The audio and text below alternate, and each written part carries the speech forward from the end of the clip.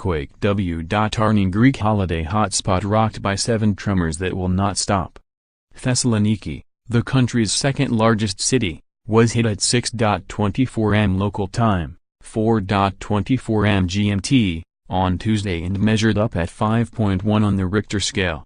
Kostas Papazakos, a professor of seismology of the Aristotle University of Thessaloniki, warned that the flurry of activity could continue based on the history of the region. He said, "From our experience we find that the earthquakes will not stop immediately. There will be an evolution of activity. We are cautious in the early hours.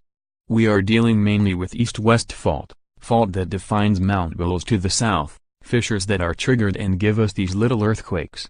I think that this phenomenon will continue for at least 1-2 days because if we look behind us and see the seismic history of the area, we will see that we are dealing with an area that gives such earthquakes, such sequences, and we assume that now the situation develops."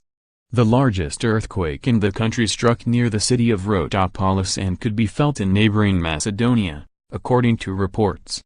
Despite the slew of tremors, there have been no reports of injuries or damage to buildings. Locals are being warned against entering old buildings, according to the Daily Star. Dr. Sofia Komnenu, a lecturer at Swansea University, took to Twitter after feeling the impact of the powerful tremors.